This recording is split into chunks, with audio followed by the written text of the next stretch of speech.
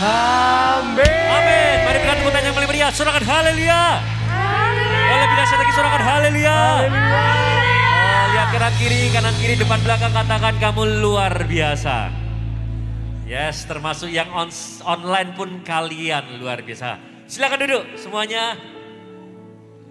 Wow, siapa yang bersuka cita, bersemangat, antusias, bisa lambaikan tangannya. Boleh dong sekali lagi berikan tepuk tangan yang paling meriah buat Tuhan Allah kita yang luar biasa. Rasanya sudah, terima kasih ya buat semua teman-teman para pelayan Tuhan, keren sekali, hadirat Tuhan begitu kuat. Ya, rasanya sudah sekian purnama aku nggak khotbah di sini. Ya karena sekarang juga puji Tuhan membicara di youth juga semakin banyak. Sehingga harus di rolling, harus dijadwal juga. Itu sebabnya kalau di minggu pertama di bulan Maret ini, Ko Agung bisa melayani kalian, ya Ko Agung sangat happy sekali. Ya Ko Agung percaya karya Tuhan di tengah-tengah setiap kita tidak pernah makin memudar, tapi makin menguat. Boleh katakan amin. Oke, nah hari ini kita akan masuk dalam sebuah seri khotbah yang luar biasa. Yang di ibadah youth dan teens ini saya beri judul tema sepanjang bulan ini adalah Life Just Once. Atau hidup cuma satu kali. Katakan sama-sama, hidup cuma satu kali. 1, 2, 3. Mungkin ada yang belum sadar loh, lihat dong kanan kirinya dengan tatapan tajam ya. Hidup itu cuma satu kali loh. Ya. Makanya kalau naik motor helmnya yang benar bro. Oke. Makanya kalau pakai pengaman yang benar, hidup cuma satu kali. Dan berapa minggu ini teman-teman ya, si Faro ya anaknya Ko Agung sama Arlen itu lagi suka pergi ke rumah omnya gitu ya, gampangannya gitu. Karena belum lama ini dia beli PS4 gitu ya. Di rumahnya Ko Agung nggak ada saudara ya, adanya PS-nya cuma PS Obaja sama PS Jonathan. Ya. Nah, ada satu game namanya Cuphead. Nah, aku juga suka sih mainan itu ya. Tapi itu game susah sekali. Dibandingkan Mario Bros gitu, wah gampang Mario Bros. Cuphead itu susah sekali. Itu lawan bosnya tuh ya. Ya ampun, mati, dan mati. Kita belum tamat nih, baru di dunia-dunia awal. Tapi menariknya di situ ada satu tempat di mana kita bisa ngecek. Berapa kali kita sudah pernah mati main itu, saudara. Kaget loh. Belum genap 3 minggu maling mereka main itu, saudara. Ya, 2 mingguan belakangan ini. Mereka sudah mati itu 1.400 kali. Nyawanya banyak sekali ya. Oke. Tapi kita harus tahu bahwa hidup kita ini bukan video game. Kita nggak bisa lakuin sesuatu sembrono, jeder, mati, bangkit lagi. Dengan nyawa yang baru enggak. Kucing aja nggak punya 7 nyawa, bohong itu hoax gitu ya, itu bohongan. Sebagai dokter hewan nggak ada yang namanya kucing nyawanya ada 7. Nyawa tuh ya cuma 1.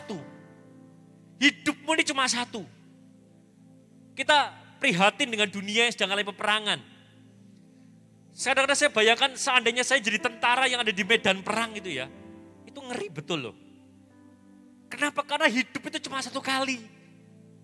Kalau hidup kayak di video game, ketembak masih bisa di-save atau di-reset kembali ke checkpoint lah istilahnya.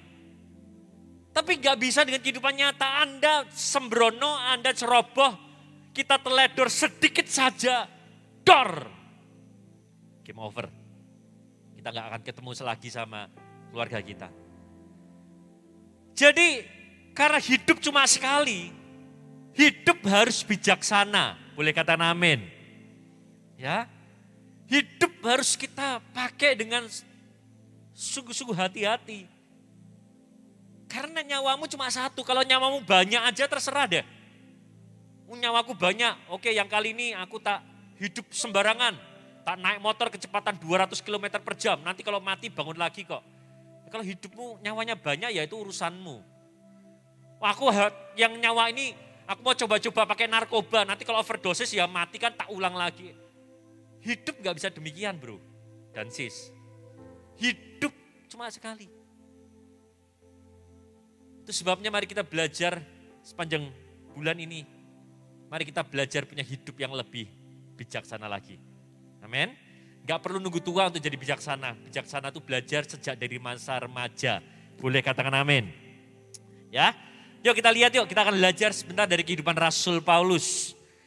Filipi 3 ayat 5 dan 6. Disunat pada hari yang ke-8 dari bangsa Israel, dari suku Benyamin, orang Ibrani asli. Tentang pendirian terhadap hukum Taurat, aku orang Farisi. Dan tentang kegiatan, aku penganiaya jemaat. Tentang kebenaran dalam mentaati hukum Taurat, aku tidak bercacat. Jadi waktu Paulus menulis surat kepada jemaat di Filipi, Paulus itu sempat dia tuh flashback tentang kehidupannya yang lama, waktu namanya masih Saulus. Sebelum dia bertobat dan dia terima Yesus, mengenal Yesus, dia punya hidup yang totally different dengan Paulus yang kita kenal saat ini. Tadi waktu zaman dulu waktu hidupnya masih Saulus, dia ngomong gini, waktu aku masih jadi Saulus dulu ya, aku itu adalah orang Farisi. Orang Farisi itu adalah sekumpulan orang yang di zaman itu punya status tinggi lah di dalam masyarakat. Mereka disegani, mereka dihormati. Mereka adalah orang-orang yang pintar di zaman itu. Mereka kalau belajar tentang hukum Taurat melebihi rata-rata. Inilah kumpulan orang-orang yang eksklusif di zaman itu. Dan dia berkata, dulu aku member dari orang Farisi. Dan buat Saulus zaman itu ya, menjadi seorang Farisi sebuah kehormatan. Gak semua orang, apalagi dia dididik gurunya itu namanya Gamaliel. Yang notabene Gamaliel itu adalah seorang guru besar di zaman itu. Wah, jadi tambah keren nih, udah orang Farisi dididik langsung sama Gamaliel. Wah, mentereng saudara. Dia keren sekali di zaman itu. Dan dia berkata tentang kegiatan, dulu aku adalah penganiaya jemaat. Coba kalian bisa bayangkan ya, ketika Saulus dalam kehidupan yang lama, dia punya fokus hidup itu yang keliru.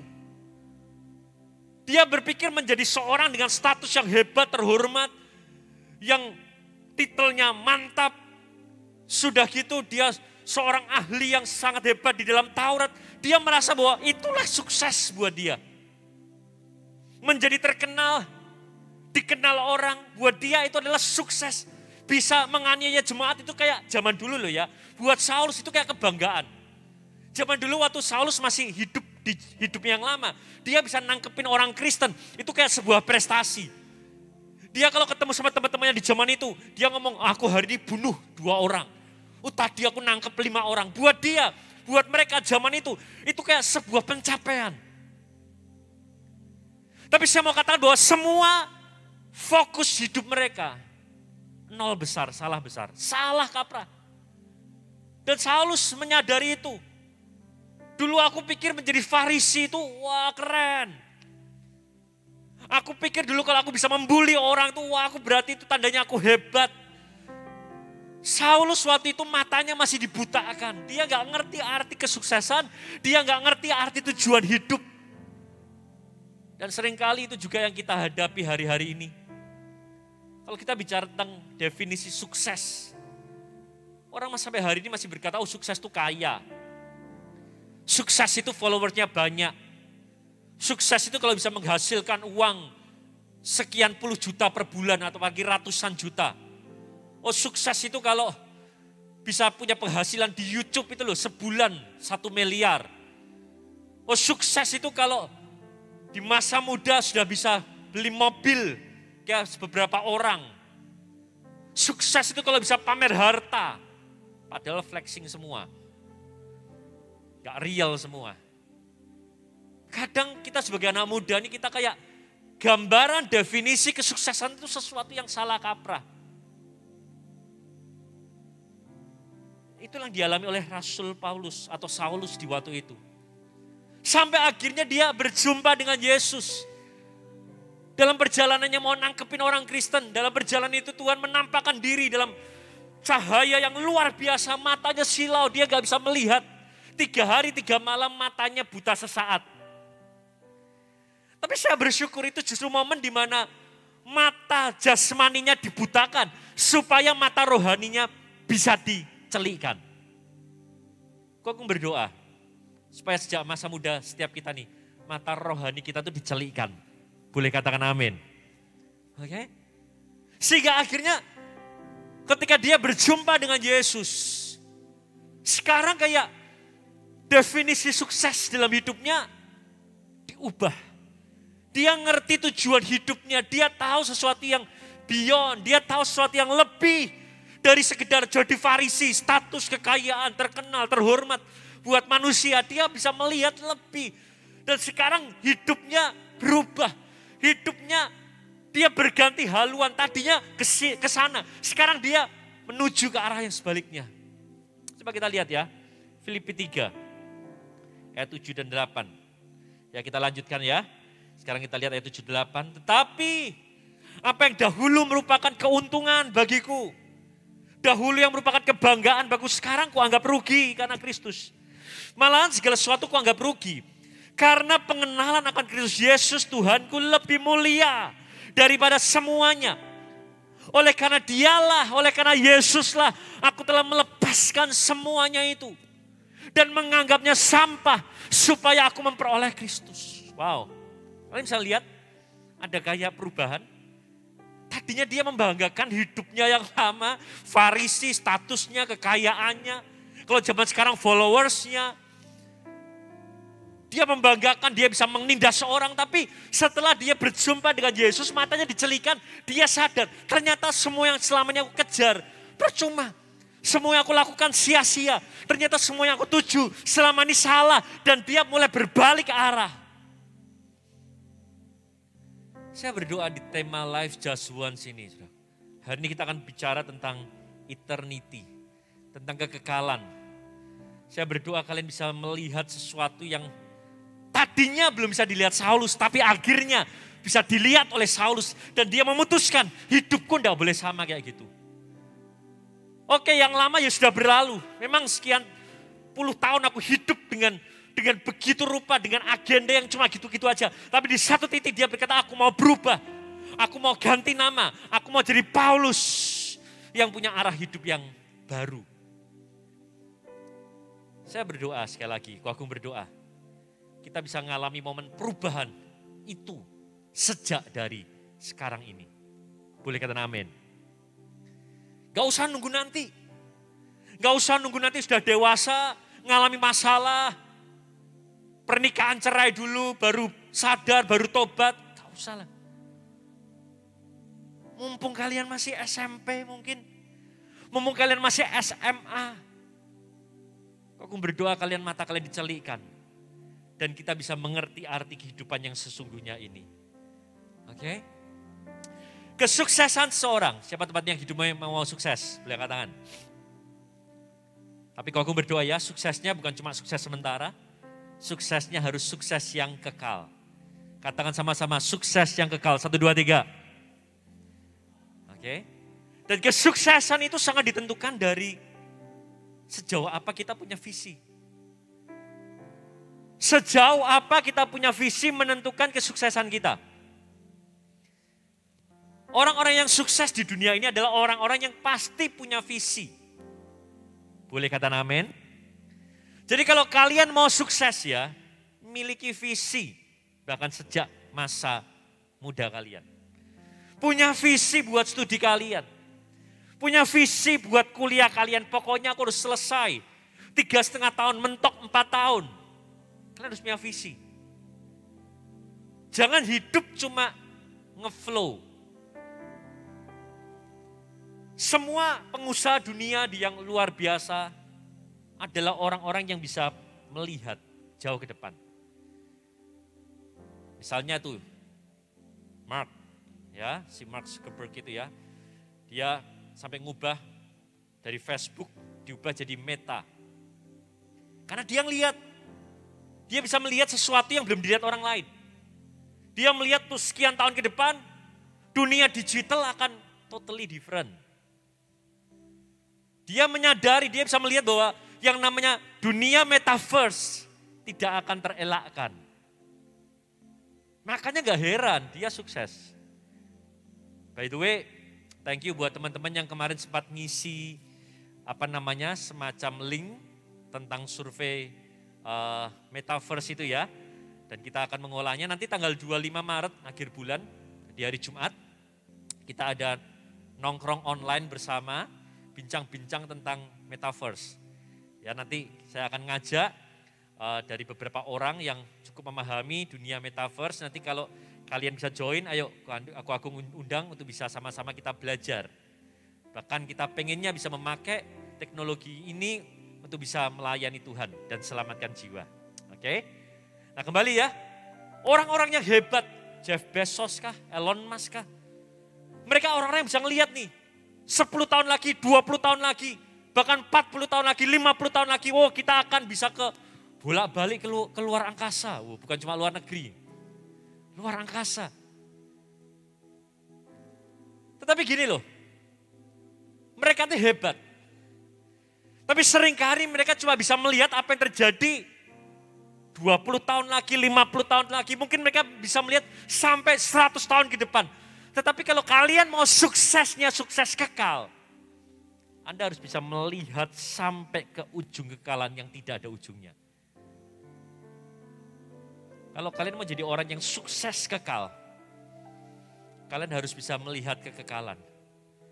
Kalian harus bisa melihat surga dan neraka. Oh benar, kelihatannya klise tapi ini penting.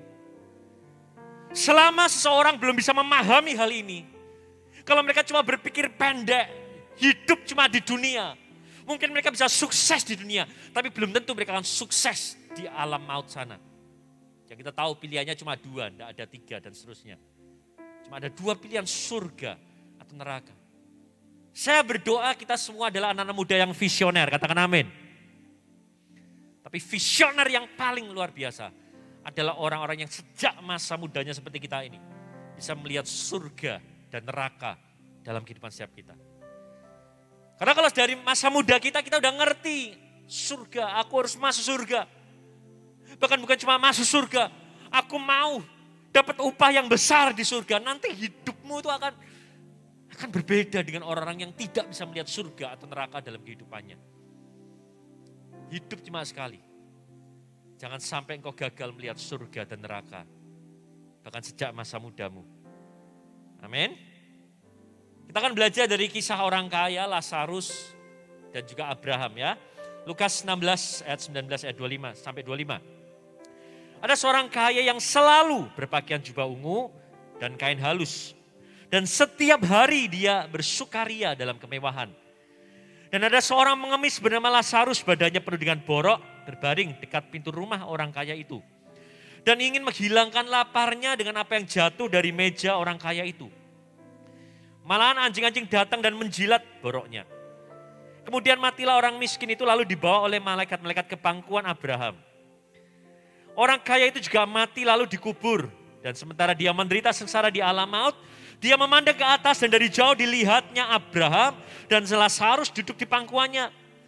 Lalu dia berseru katanya, Bapak Abraham mempunyai, beda ya. Bapak Abraham kasihanilah aku. Suruhlah Lazarus supaya dia mencelupkan ujung jarinya ke dalam air dan menyejukkan lidahku. Sebab aku sangat kesakitan dalam nyala api ini. Tetapi Abraham berkata, Anak, ingatlah bahwa engkau telah menerima segala yang baik sewaktu hidupmu. Sedangkan Lazarus segala yang buruk. Sekarang dia dapat hiburan dan engkau sangat menderita. Ada 3 pribadi. Orang kaya, Lazarus, dan juga Abraham. Oke, kita akan lihat dulu tentang orang kaya ini, saudaraku. Orang kaya ini begitu luar biasa secara manusia. Dikatakan setiap hari dia selalu pakai jubah ungu, pakaian halus, kain halus.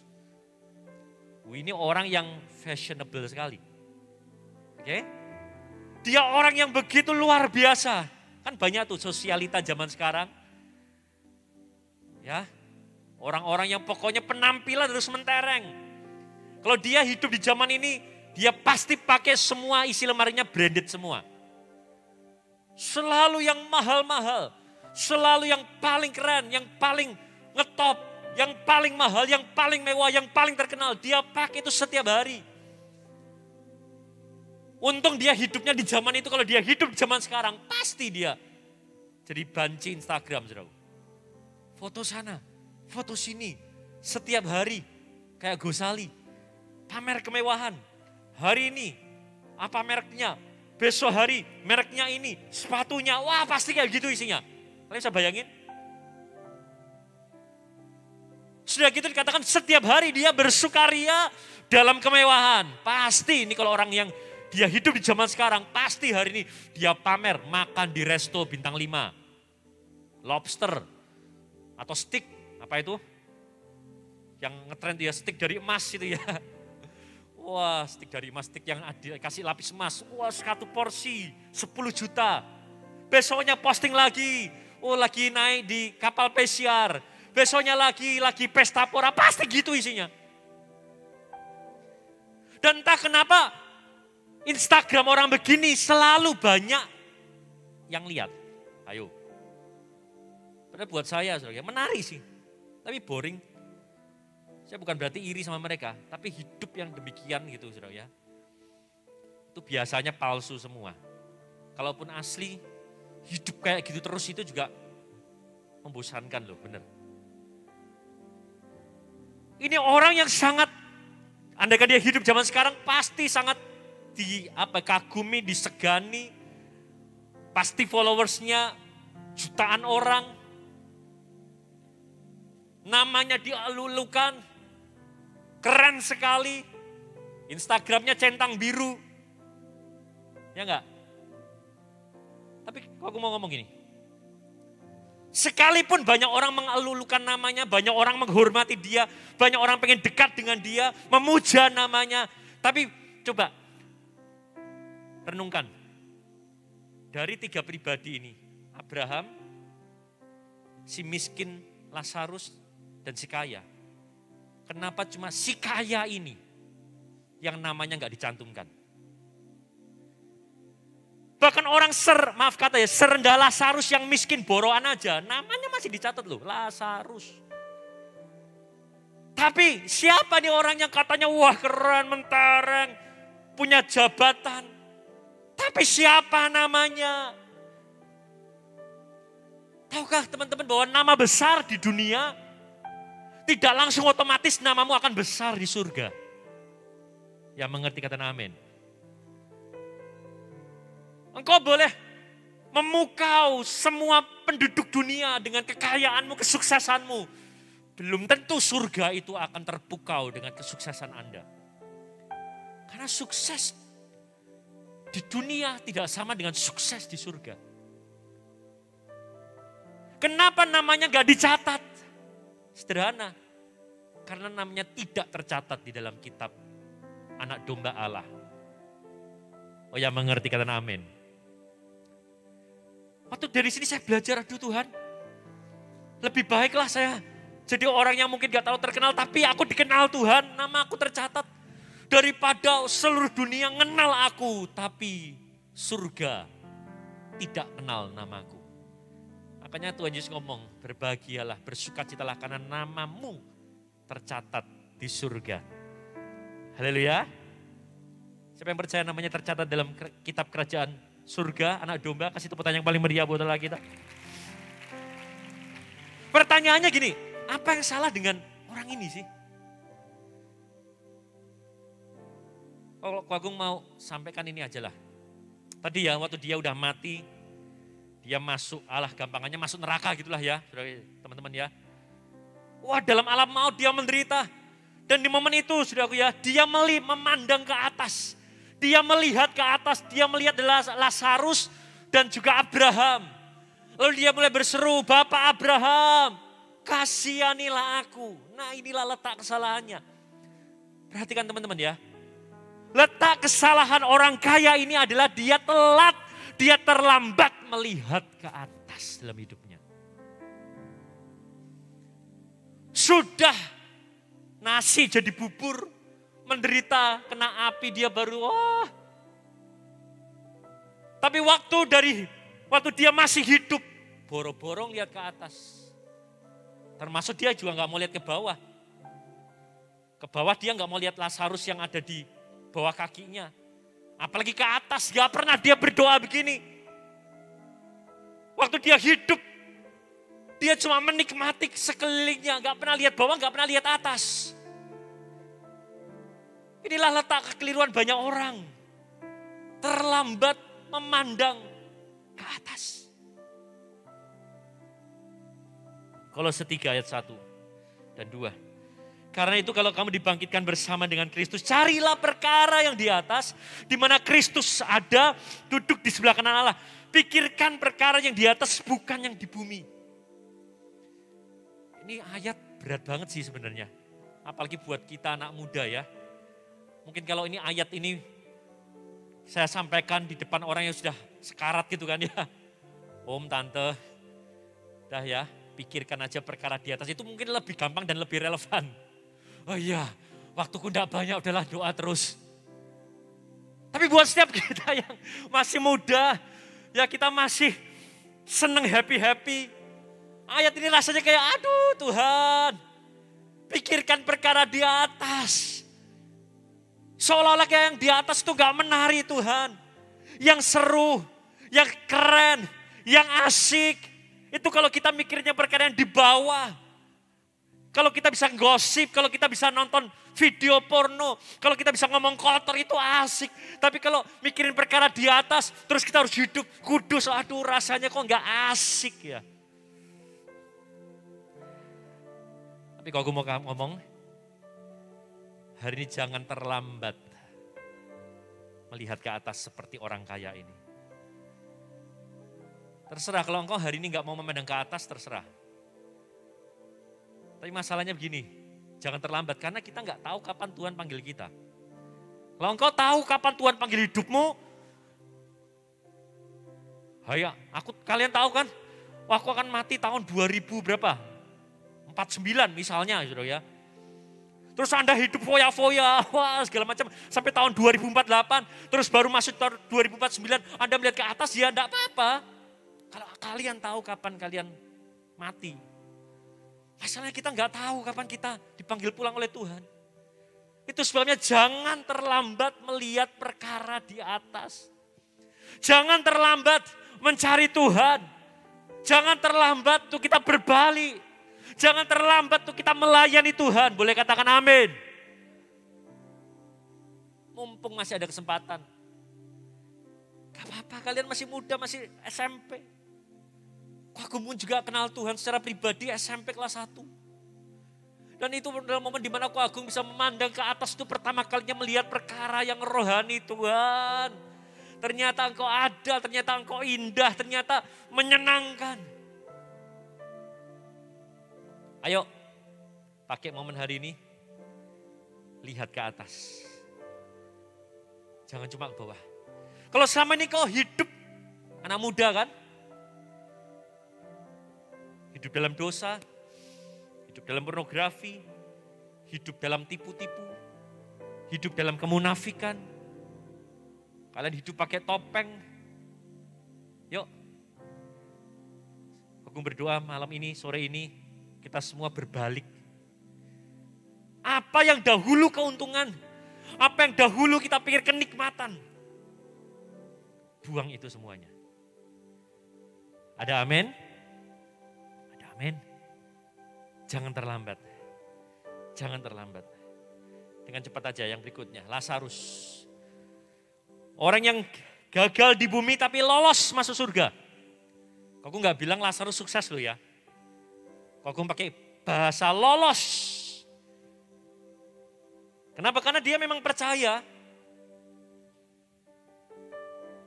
Dan karena dia percaya, akhirnya dia masuk surga. Tapi dia masuk waktu di surga pun, dia tetap tetap miskin. Ya memang sih lebih baik daripada masuk neraka. Gembel di surga lebih baik daripada orang kaya masuk neraka. Tapi saya mau katakan pada kalian semua, Tuhan gak mau kita jadi anak gembel di surga. Amin. Sejujurnya, Ko Agung pada awalnya itu punya mentalitas kayak Lazarus sendiri. Yang penting masuk surga. Udahlah, yang penting masuk surga. Udah masuk surga tuh udah enak. Tapi ternyata kok aku sadar. Masuk surga itu beda dengan sukses di surga. Lazarus masuk surga, tapi dia belum bisa masuk dalam kategori sukses di surga. Saya berapa kali dengar Pak Jo ngomong kan, oh saya berdoa supaya saudara ikut memerintah sebagai raja di kerajaan 1000 tahun bersama dengan Tuhan Yesus. Kadang-kadang saya mikir, muluk-muluk lah, yang penting masuk surga aja udah bersyukur kok. Tapi hari ini kok aku sadar, masuk surga saja ternyata belum cukup lah buat kita. Masuk surga kita bersyukur dong, pasti. Tapi Tuhan itu mau kita bisa lebih daripada itu. Katakan amin. Lazarus ini aneh sih. Dia bisa masuk surga berarti kan dia percaya Tuhan kan? Karena gak ada jalan lain selain percaya. Tapi kok bisa nih orang percaya, tapi di dunia hidupnya tetap susah dan miskin. Nah, ada banyak orang Kristen tuh kayak gini. Percaya Tuhan, tapi hidupnya enggak ada perubahan. Menurut saya pasti ada yang salah. Bukan Tuhan yang salah, bukan firman yang salah, pasti Lazarusnya yang salah. Dia gini loh, dia percaya Tuhan, tapi dia tuh enggak mempraktekkan imannya. Dia cuma percaya Tuhan tapi tetap jadi orang miskin. Dia percaya Tuhan tetapi mentalnya gak berubah. Dia tetap meminta makanan dari apa yang sisa dari mejanya si orang kaya ini.